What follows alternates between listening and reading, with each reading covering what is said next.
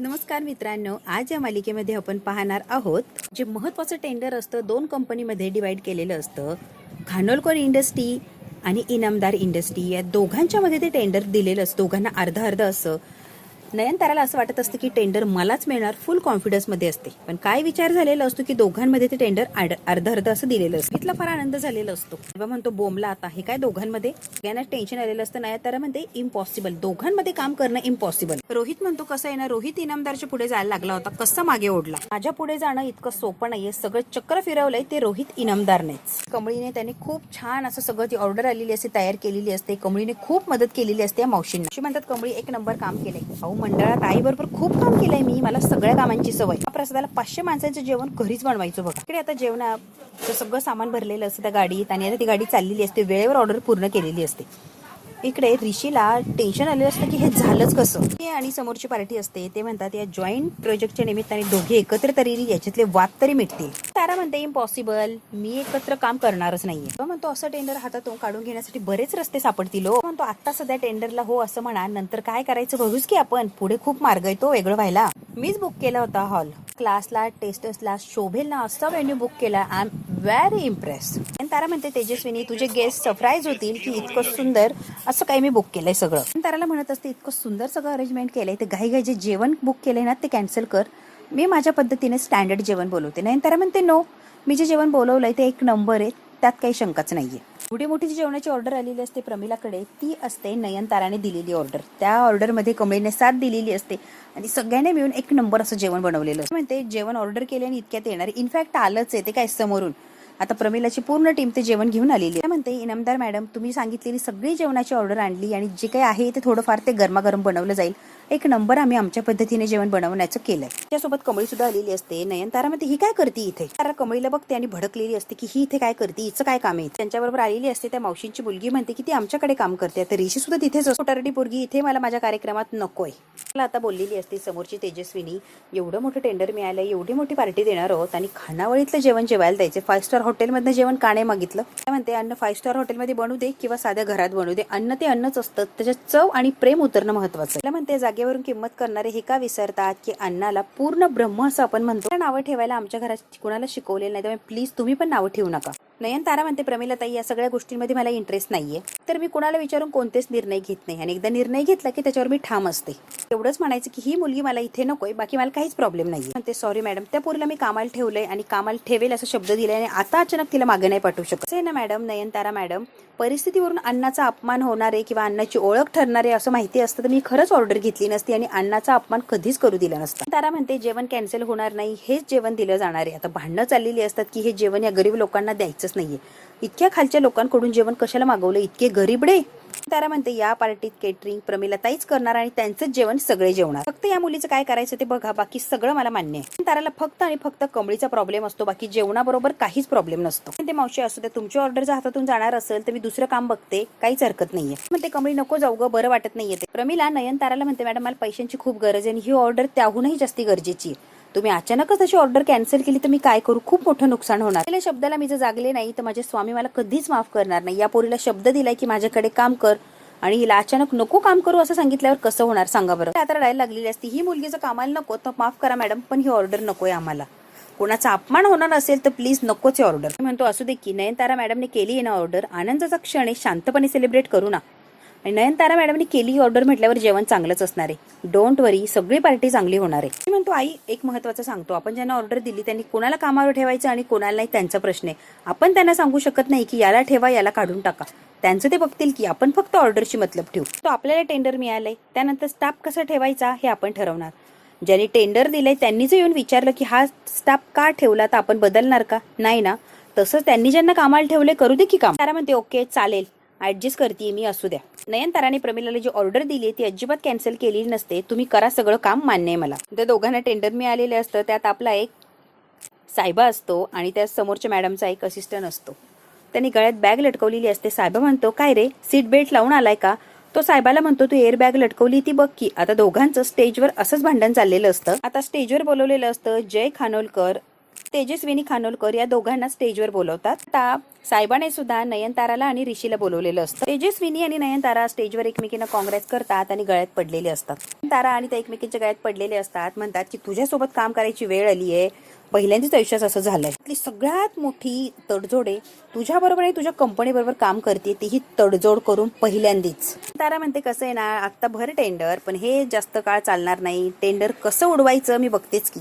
नयनताराने सुद्धा तिचे काही प्लॅनिंग केलेली असतात. तेजस्विनी आणि नयनतारा एकमेकांना अगदी साजेशा असतात. दोघींकडेही ती इगो असतो आणि कुणालाही सहन करण्याची ताकद असते.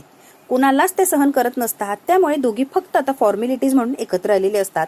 दोघीही मनातल्या मनात म्हणतात की थोडे दिवसात हिला उडवायची आणि ही म्हणते की हिला उडून टाकायची. टेंडर फक्त आपण एकट्यानेच पेलवायचं. मला कळत असतं मॅडमांना किती राग आला या तेजस्विनीचा. साहेबा म्हणतो मी काय म्हणतो, एवढं मोठं डील क्रॅक झालंय तो पार्टी तो बनती है. निंगी कमळी सुद्धा आलेले असतात. पार्टीमध्ये सगळ्यांना ज्यूस वगैरे देत असतात आणि पार्टी छान अशी चाललेली असते. कमळी तर काम करत असते तिच्यासोबत. आता निंगी सुद्धा आलेली असते मदत करायला. ही म्हणते कमळे बरं झालं हे काम मिळालं आणि आता तू मला बोलवलं. दोघी जणी हे काम करू आणि याचे पैसे मिळाले की गावाला जायची गाडी पकडू. म्हणते अगं निंगे त्या मावशींनी माझी बाजू घेतली म्हणून काम टिकलं, नाहीतर नयनतारा मॅडमांनी तर कधीच मला हकलवलं होतं. पुन्हा मॅडम सुद्धा आलेले असतात. नयनतारा कॉंग्रॅच्युलेशन ताई, तुम्ही आलात, खूप छान वाटलंय. तेजस्विनी सुद्धा आलेली असते. नयनताराला म्हणते पुन्हा मॅडमला तेजस्विनी म्हणते फार छान वाटतंय तुम्हाला भेटली. ऐकलं होतं पण प्रत्यक्षात पहिल्यांदाच तुम्हाला बघतीये ताई. शिक्षण संस्थेबद्दल खूप ऐकून आम्ही. अन्नपूर्णा आजी फक्त तेजस्विनीकडे बघत असते, काहीच बोलत नाही. तुझा मुलगा राजन नाही आलाय का? राजन विषयी विचारलेलं असतं. अन्नपूर्णा आजीला अगदी त्या तळतमोम करायला लागतात.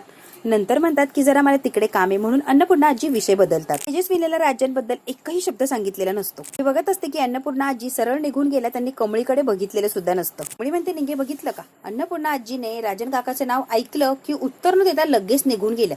या मायलेकामध्ये माझ्यामुळे फूट पडलीये, माझ्यामुळे भांडण झालंय. आजीचा चेहरा बघितला का निंगे कसं झाला? लगेच चेहरा पाडला त्यांनी आणि निघून गेल्या. काहीच उत्तर दिलं नाही. कमीला फार वाईट वाटलेलं असतं की राजन काकाचं नाव ऐकून अन्नपूर्णा आजीने लगेच विषयच बदल. दोघं अजून सुद्धा बोलत नाही आणि हे फक्त माझ्यामुळे झालंय. राजन काकांना मदत करायला गेले आणि दोघांमध्ये भांडण झालं. दोघं जर बोलत असते तर पार्टीसाठी एकत्र आलेच असते ना. ऋषी आणि जय गेस्ट लोकांच्या स्वागतासाठी दारात उभे असतात आणि आता पार्टी जोरदार अशी सुरू झालेली असते. आता आलेले असतात राजन.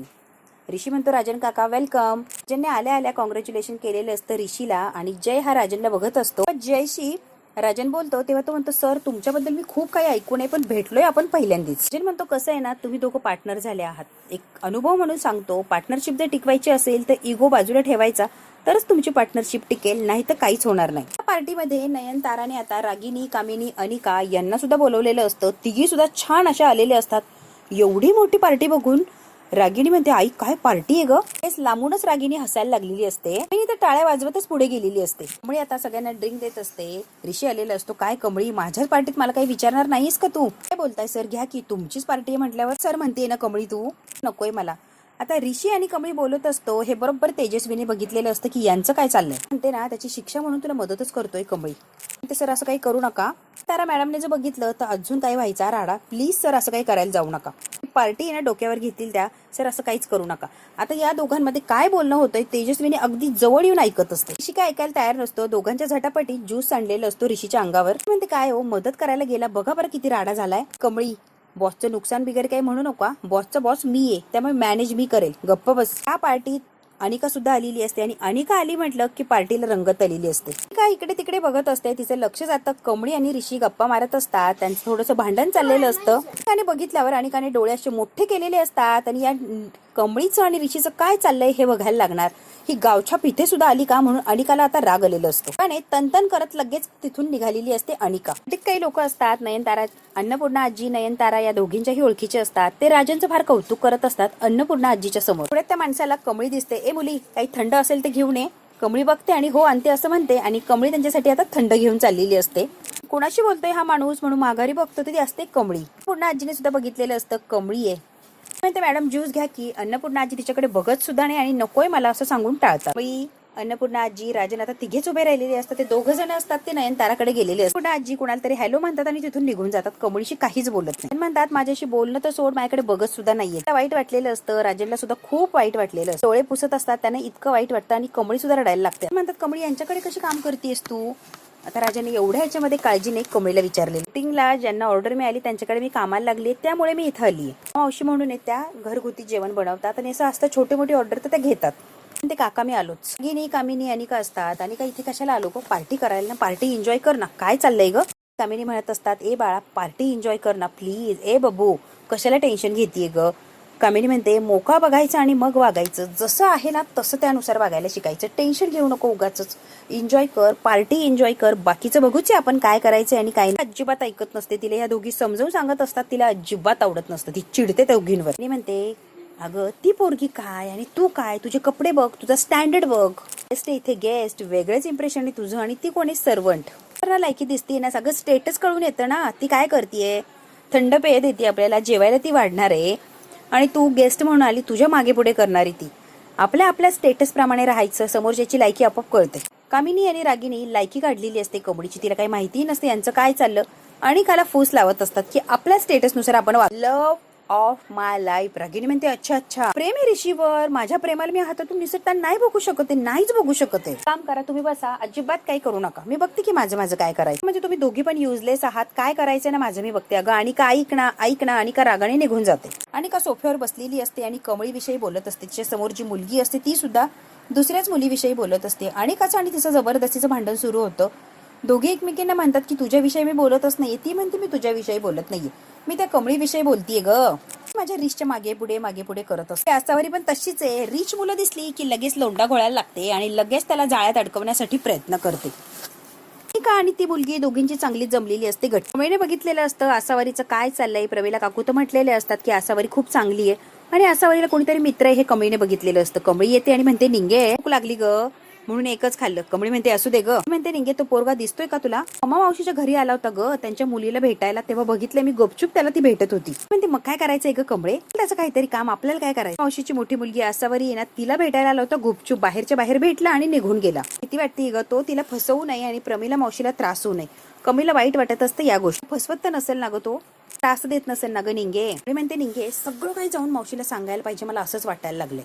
ती फसण्याच्या आधी तर वाचवली तर चांगली गोष्ट आहे ना. नाही तर ही मोठ्या घरातली लोक फसवतात बरं. मावशींचा खूप जीव आहे त्यांच्या पोरींवर. खूप जीव लावतात आणि विश्वास सुद्धा ठेवतात. आता प्रमिला मावशी जे सामान आणलेलं असते पिशवीतून काही भरत असते, काही काढत असते. कमळी तिच्या जवळ उभी असते. कमळी म्हणते, पम्मा मावशी मला थोडंच तुमच्याशी बोलायचं. कुठे बघ ती पिशवी आणणार होती. हो बघते. मावशीला कमळीसोबत बोलायला वेळच नसतो, तेवढी घाईच असते. जरा महत्वाचे बोलू द्या की 1 मिनिट. बोल कमळी. हॉलमध्ये ना एक मुलगा आहे. पवा मावशी म्हणते, हो मग काय? शरू आलेली असते. कमळी, चल ना खूप महत्वाचं काम आहे. आणि शरू तिला ओढून घेऊन चाललेली असते. प्रमिला म्हणते, तिला काहीतरी सांगायचंय, सांगू दे की, नंतर सांगेल ना, माझं काम आहे महत्वाचं. शरू तिला ओढून घेऊन चाललेली. काय म्हणत होती बोल की कमळी. आशूच्या मागे ना एक पोरगा आहे ना, मागे करतोय बघ. मला मावशीला सांगायचं होतं, तू का नाही सांगू दिलं? मम्मीला सांगायचं नाहीये, त्यासाठीच तुला शांत बस म्हणत होती कमळी. मी म्हणते, का खोटं बोलायचंय? प्रॉमिस करते तुला, पण खरं काही चांगलं असेल तर. वाईट असेल तर मी तुला प्रॉमिस पाळणार नाही आणि देणार सुद्धा नाही. दोघांची मैत्री ग. आणि मम्मीलाही सांगायचं नाहीये, कारण मम्मी रागवेल किंवा मम्मी हे एक्सेप्ट करणार नाही. त्यामुळे आता काही सांगायचंच नाहीये कमळी, म्हणून तू मम्मीला काही सांगायला जाऊ नको. म्हणते, मावशी बरोबर खोटं कसं बोलायचं ग? त्या पोरांची मैत्री आहे तर सांगू दे की मला. नको, मम्मीला हे आवडणार नाही. आणि कसं आहे ना, एखाद्याच्या भल्यासाठी खोटं बोलायला लागलं ते वाईट नसतं. सुद्धा एखाद्याच्या चांगल्यासाठी खोटं बोलली असतील ना, केलंच असेल ना असं, मग काय हरकत आहे कमळी? प्रसंग आठवलेला असतो. राजन काकाच्या नादाला लागून अन्नपूर्णा आजीसोबत खोटं बोललेली असते आणि त्याच सगळे आता शिक्षा ती भोगत असते की तिच्याशी कोणीच बोलत नसतं आणि खोटारडी असा शिक्का तिला लागलेला असतो. राजन एका बाजूला बोलवलेलं असतं, जी परिस्थिती आहे ती सगळी सांगितलेली असते. मग कमळी राजनची मुलगी म्हणून तयार झालेली असते त्याच्या घरात जायला. आणि राजनच्या घरात गेल्यावर काय झालेलं असतं सगळा काही प्रसंग कमळीला आठवत असतो की खोटं बोलल्यावर काय आणि कसे परिणाम होतात हे कमळीला सगळंच काही दिसत असतं आणि त्याच गोष्टीचं कमळीला वाईट वाटत असतं. कमळी राजन काकाला म्हटलेली असते, अन्नपूर्णा आजीसाठी जीव जरी द्यायला लावला तरी जीव द्यायला सुद्धा तयार आहे. हे सगळं बोलणं कमळीला आठवत असतं आणि कमळीच्या डोळ्यात पाणी आलेलं असतं. तिने भल्यासाठी, चांगुलपणासाठी सगळं केलेलं. कोणाचं भलं होणार असेल तर खोटं बोललं तर चालतं. आता कमळीने तिचा हात हातात घेतलेला असतो आणि हे बघ, अजिबात तू काळजी करू नको. काही मदत असेल तर ती सुद्धा सांग, मी मदत करायला सुद्धा तयार आहे. अजिबात तू काळजी करू नको. तिला फार छान वाटलेलं असतं की कमळीने तिला प्रॉमिस केलं की ती आईला सांगणार नाही. आता रिलॅक्स असं वाटलेलं असतं. पूर्ण आजी आता चाललेली असतात. कमळी म्हणते, 1 मिनिट थांबा मॅडम, मला बोलायचंय तुमच्याशी आणि जरा महत्वाचं बोलायचं. प्लीज रिक्वेस्ट करते, मी काय म्हणते एकदा ऐकून घ्या फक्त. कमाल माहितीये तुमचा माझ्यावर राग आहे आणि लई राग आहे, त्याबद्दल काही म्हणणंच नाहीये. जे काही केले त्याची शिक्षा मला मिळायलाच हवी, त्याबद्दल काही म्हणणंच नाही. शिक्षा मला मिळाली आजी, भरपूर शिक्षा मिळाली आजी. मी जे काही केलंय ना ते मोठ्या संकटातून बाहेर काढण्यासाठी केलं होतं. वाईट हेतूने मी काहीच केलं नव्हतं. काकाने आईला बरं करण्यासाठी, आईला संकटातून बाहेर काढण्यासाठी एवढं केलं. आपल्या आईला बरं वाटावं यासाठी पोरगा काय काय विचार करतोय तुम्ही जरी विचार करा. राजन काकाच्या जागेवर जाऊन जरा बघा. त्यांनी काय काय आणि किती किती केलंय तुमच्यासाठी. तुम्ही बऱ्या व्हावात यासाठीच त्यांनी सगळं काही केलं होतं आणि त्यांनी जे केलं त्यामुळेच तुम्ही बऱ्या झाल्या आहात हे विसरू नका. कमळी खूप समजून सांगण्याचा प्रयत्न करत असते अन्नपूर्णा आजी. पोरगा आपल्या आईसाठी काहीही करू शकतोय ना, तुम्ही समजून घ्या ना प्लीज. राजन काकासाठी काही केलं नसतं का तुम्ही एक आई म्हणून? तसंच त्यांनी तुमचा मुलगा या नात्याने तुमच्या नीट होण्यासाठी, बरं होण्यासाठी प्रयत्न केले आणि त्याच तुम्हाला वाईट. अशा वागण्यात काय स्वार्थ आलाय सांगा बरं तुम्ही? असं वागताय, त्याच्याकडे बघत नाही आहात, बोलत नाही आहात, तुटक करून टाकले. नका असं करू. याच्याने राजन काका एकटे पडलेत आणि खूप त्रास होतोय तुमच्या अशा वागण्याचा. प्लीज असं काही करू नका. मग ज्यांच्या मनामध्ये स्वार्थ आहे त्यांना तुम्ही मोकळीक दिली, बरोबर ना? मी जे बोलते त्या बोलण्याचं काहीच हक्क नाही, मला चांगलंच माहिती. तरी सुद्धा राजन काकाकडे बघून मी बोलतीये. राजन काकांना गरज आहे तुमची, त्यांना असं एकटं पाडू नका प्लीज. फार एकटे राहतील ते. पण आजी म्हणतात कसं आहे ना, जे स्वार्थीपणाने वागतात त्यांच्याशी मला काही देणं घेणं नाहीये किंवा काही मला करायचंच नाहीये. राजनला कधीच खोटं बोलायचं, खोटं वागायचं, आईला फसवायची अशी शिकवण दिलीच नव्हती. तिला वाचवण्यासाठी खोट्याची साथ घ्यायला लागेल असं तर मी स्वप्नातही विचार केला नव्हता आणि तसं काही करायची त्याला गरजच नव्हती. फार तर काय मी मेले असते, बरोबर ना? मग त्याने खोटं वागायला नको होतं, मला एवढंच म्हणायचं. त्याचा आदर घ्यायला लागला. इथेच माझ्या संस्कारांचा आणि माझ्या मातृत्वाचा पराभव झालाय. अजून मला काही बघायचं नाही आणि काही बोलायचं सुद्धा नाही. अपमान झालाय कमळी, अपमान. पण आजी कमळीशी फार काही बोलत नाही आणि तिच्याशी थोडंसं उत्तर देतात आणि तिथून पटकन निघून गेलेले असतात. त्यांना कमळीचं आणि राजनचं तोंड सुद्धा बघायचं नसतं, इतक्या त्यांना राग आलेला असतो कमळीचा आणि राजनचा. कमळीच्या डोळ्यात पाणी आलेलं असतं. आजी आजी करते पण तोपर्यंत आजी निघून गेलेले असतात. राजन आलेले असतात आणि राजन म्हणतात परब इथेच राहतात का? ती प्रमिला असते. ती म्हणते हो. राजन म्हणतो मी राजन महाजन पण इथेच काम करते का? प्रमिला म्हणते हो. राजनने कमळीला आवाज दिलेला असतो. कमळी आता बाहेर येते. राजनला समोर बघते कमळी आणि राजन काका तुम्ही इथं? प्रमिला म्हणते आतमध्ये या ना. आता राजनला ती आतमध्ये बोलवते. म्हणतो स्वामींसमोर बरं वाटतंय, असू दे इथेच छान निवांत वाटतंय बघा. म्हणते मावशी रक्ताचं नातं नसलं तरी खूप जवळचं नातं. मला त्यांची मुलगीच मानतात, खूप आमचं चांगलं जमतं. खरंच तू एवढी गोड आहेस ग कमळी, मला जरा बोलायचंय तुझ्याशी. म्हणते बोला की काका. कमळी खोटी का असे ना, पण जोपर्यंत तू त्या घरात होती घर भरल्यासारखं वाटत होतं, काहीतरी आनंद छान असं वाटायचं. तू त्या घरातून आली की आनंद हिरावूनच गेलाय बघ. खरंच माझी मुलगी का नाहीयेस ही खंत मला कायम राहणार आहेस. तू जर माझी मुलगी असती तर किती बरं झालं असतं. राजन रडत असतात आणि कमळीशी बोलत असतात. राजन म्हणतात कमळी तू माझ्यासाठी कधीच परकी नव्हती, माझ्या मुलीप्रमाणेच तुला वागवलंय मी. तू ये ना ग परत त्या घरात. तू असलीस की घर भरल्यासारखं वाटतं, अगदी एकटं एकटं वाटतं. मी म्हणते राजन काका त्या घरात मी परत राहायला येणार नाही, पण तुमचं आणि अन्नपूर्णा मॅडमचं नातं पहिल्यासारखं होईल यासाठी मी नक्कीच प्रयत्न करेन. राजनला खूप आनंद झालेला असतो की कमळी आई आणि माझ्यामध्ये आता समझोता करून देणार. मावशी आलेले असतात. राजनला म्हणतात तुम्ही जेवणच करून जा. राजन म्हणतो नको नको जेवायला वगैरे नको. केटरिंग आहे का? पमा मावशी म्हणतात हा छोटं मोठं करतो आम्ही, मोठ्या लेकीचं लग्न आहे ना त्यासाठी जास्त ऑर्डर घेते. म्हणतो खूप नशीबवान आहात, इतक्या मुली आहेत तुम्हाला. पुढ्यात एक माणूस आलेला असतो. परब इथेच राहतात का? प्रमिला म्हणते हो. मुलीच्या लग्नासाठी हॉल बुक केला पण ऍडव्हान्स अजूनही आलेला नाहीये, मग बुकिंग ठेवायचं की नाही ठेवायचं? राजनने हे ऐकलेलं असतं. ऍडव्हान्स भरा नाही तर बघा. राजन म्हणतात मी करू का काही? मग म्हणते तुम्ही विचारलं हेच खूप झालंय साहेब, काही करू नका. तरी करायची इच्छा, मला काहीतरी मदत करू द्या प्लीज. राजन म्हणतात कमळी माझी मोठी लेक ज्या जगात आहे की नाही मला माहित नाही, पण अशा लेकींसाठी मला नक्कीच काहीतरी करायचंय, मला जरा बरं वाटेल, त्यामुळे प्लीज मला छोटीशी तरी मदत करू द्या. हसत असते आणि राजनला बरं वाटत असतं. म्हणतो तुम्हाला जर आवडलं असतं तर या सोहळ्यात तुमच्या मुलीचं लग्न केलं असतं. प्रमिला म्हणते आम्हाला आवडलं असतं पण पत्रिका वाटून झाल्या आणि तयारीही बऱ्यापैकीच आहे. सोहळ्याचं कॉन्ट्रॅक्ट घेता का तुम्ही कॅन्टीनचं? सोहळ्याला हातभार लागल्यासारखं सुद्धा होणार, ही तुमची मदत केल्याचं काहीतरी छान असं वाटेल. आता प्रमिला म्हटलेली असते की हो चालतंय, नक्कीच आम्ही कॉन्ट्रॅक्ट घेण्याचा प्रयत्न करू. निंगी सुद्धा तिथे असते. निंगीला सुद्धा बरं वाटतं की राजन काका किती काळजी करताय समोरचे. असं कॉन्ट्रॅक्ट दिलेलं असतं. राजनने बोलता बोलता प्रमिलाला खूप आनंद होतो की इतकं मोठं कॉन्ट्रॅक्ट मिळालंय. तेवढंच तिच्या मुलीच्या लग्नाला काहीतरी हातभार. ऋषी आणि जय चांगलीच मैत्री झालेली असते. आता बिझनेसच्या निमित्ताने ते सारखेच भेटणार असतात. ऋषी म्हणतो माझ्यापेक्षा जास्ती काम चांगलं तू केलंय रे, तो कामाला येतो रे, लहानपणापासून बिझनेस हँडल करतोय ना. ऋषी म्हणतो त्या निमित्ताने तुझ्यासोबत राहून काहीतरी शिकायला मिळेल, कारण मी नुकताच आलोय. कमळी आलेली असते. कमळी म्हणते जयचा भाऊ गौतम आणि आसावरी या दोघांचं प्रेम आहे हे ऋषीला सांगत असतात, कारण चौघे जण एकत्र आलेले असतात आणि हे कमळीला सगळं माहिती असतं.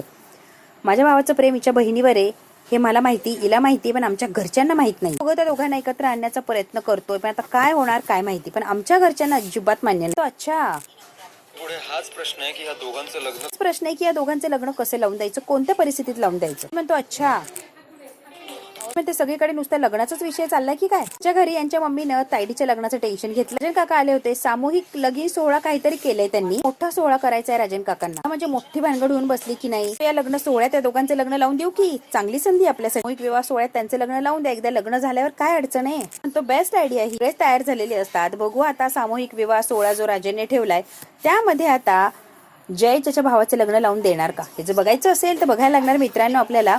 पुढचा भाग, हा भाग इथेच संपतोय. व्हिडिओ आवडल्यास लाईक शेअर सबस्क्राईब नक्की करा. धन्यवाद मित्रांनो.